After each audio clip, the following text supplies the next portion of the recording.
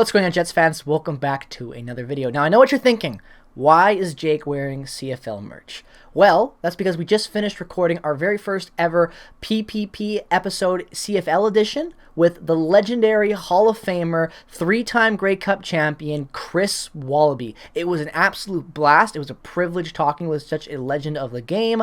So much knowledge, so many stories. Best hour I've ever had talking with someone about sports, no word of a lie.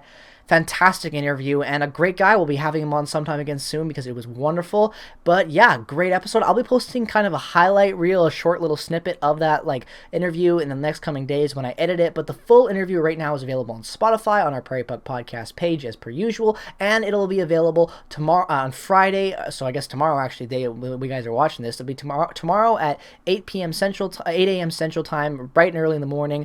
Yeah, it'll be a really great episode, and I know if you enjoy the CFL, and even if you don't know a lot about the CFL, Chris really took the time to explain it from the old days and new days, what goes into the season, salary, highlights, analytics, you name it, we talked about it. So go give it a listen if you've ever thought about learning about the CFL. It's a great episode and just a lot of history packed into one episode. But either way, moving on from that, today we're talking about something that I've been talking about in almost every game recap reaction, probably for at least 30 of them, I would say, maybe even longer, and probably an overarching narrative that spans at least 3 years for me and my fandom. And for the first time collectively as a fandom, with the media and everything together, almost unanimously, everyone agrees that Paul Maurice is finally on the hot seat. He is looking like he is out of his way in Winnipeg, potentially. Rumors about losing the room, lines and whatnot. It's been circulating everywhere. We've all heard it. We've all seen the reports and listened to at least someone share their take on our coaching situation right now, either it be for me or someone else in Winnipeg sports media.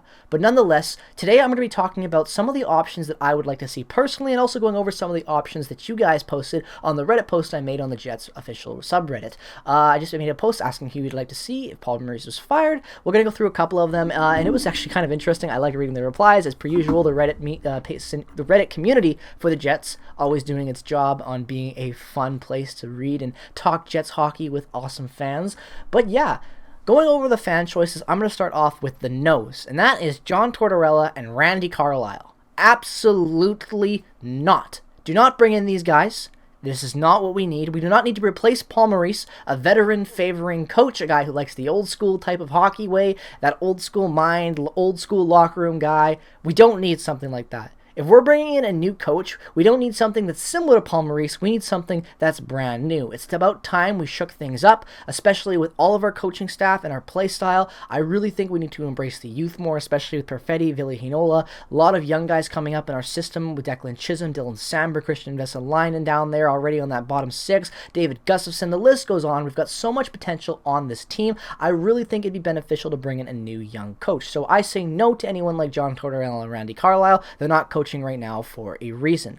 Now, the other one I saw were two current Jets that got a lot of support on the post, and that is Dustin Byfuglien and Teemu Selanne. Now, do I think that these guys would be awesome to have as a fan perspective? Hell yeah, I'd love to go down to a Jets game and watch Teemu or Buff behind the bench. That would be awesome. Just to see those guys back on a Jets bench would be amazing.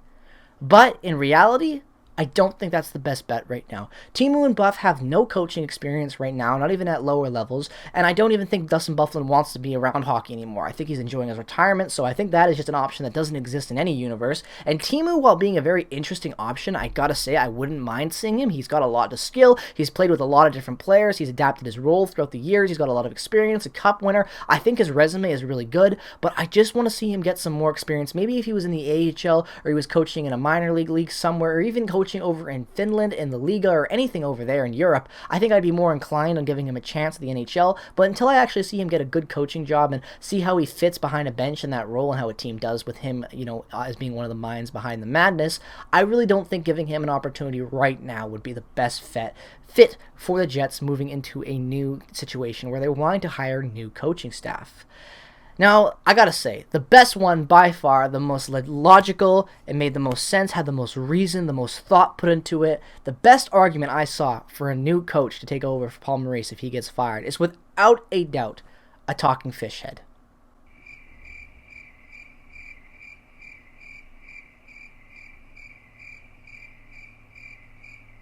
Anyways, moving on from that, gotta say, I gotta talk about my three guys. I got three options, as you can tell by the thumbnail, on who I think the Jets should give a look behind the bench. Now, again, this is just my opinion. If you disagree with me, that is completely fine. If you want Paul Maurice behind the bench, I recommend getting your head checked, but that is still fine because it is your opinion. So if you disagree with me, go down to the comment section, respectfully tell me why I'm wrong, and I would love to hear your thoughts and, concerns about this team and whatnot. I love reading your guys' comments. Even if I don't have time to reply, I read every single one and try to drop a heart on every single one that gets commented.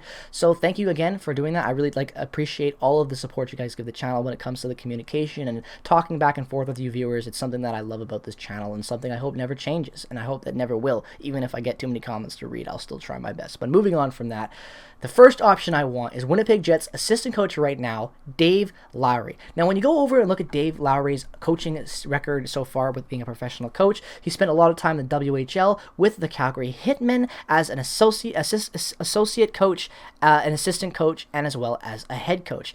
In the head coach year in 2008-9 for the Hitmen, their record was 72 games played, 59 wins, 9 losses, and they lost in the finals. So he's got some experience. He's got a team to a winning level before, and he's had a lot of consistency in his career when it comes to making the playoffs and at least getting to the second round.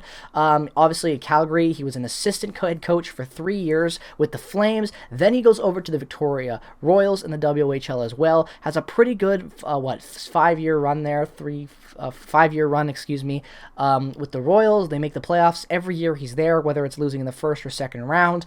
Then he goes to the LA Kings, gets an assistant job down there, plays pretty well with the Kings in 17-18. That was kind of near the end, obviously, of their kind of dynasty, if you would call it that. Then he goes over to the Brendan Wheat Kings, where he is the head coach. Has a pretty good season. They don't make the playoffs, but is nonetheless has a pretty good year, I gotta say, for a first year of the head coach. And then he comes over to Winnipeg for the last 2 seasons as an assistant head coach. Now, if you're asking me personally, I think that Dave Lowry was brought in from that head coach spot with being kind of promised that eventually he'll be given the reins to this team. Now, that's obviously just more of like a gentleman's handshake behind closed doors agreement and a theory that I've had ever since he was signed, especially when Lowry got signed to that longer extension. It kind of made sense to me a little bit that they'd want to keep the son of their potential next coach, but nonetheless, that's all speculation, nothing to confirm that. But I think Dave Lowry would be a really good fit behind the bench. He already knows the Jets from being there. He's got a good hockey mind. Yes, he's kind of more that old school guy, but he embraces the youth. We've seen that. He's known how to develop youth because he spent a lot of time playing with juniors in the WHL with Calgary and Victoria, and with Brandon, a lot of time in the Western Hockey League. I've seen a lot of Western Hockey League in my life, and I think he's a pretty good coach. So I'm going to leave it with there and move on to the next suggestion, which is Kevin Dineen. Now, Kevin Dineen is a little bit more off the wall pick for me. He led Florida to their only division championship, and right now is coaching the Utica Comets on their insane start to the season. If you don't know, because you don't follow the AHL, the Utica Comets, New Jersey's AHL farm team, is 17 games played so far into their NHL season this year, and is 16-1.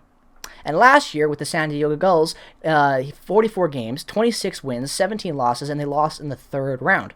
Not to mention the fact that he has been pretty consistent with making the playoffs in his junior career as a head coach with the Portland Pirates back in the AHL days, and also spent some time, like I said, with Florida, leading them to their only division championship, and then also spent some time as the Chicago Blackhawks assistant.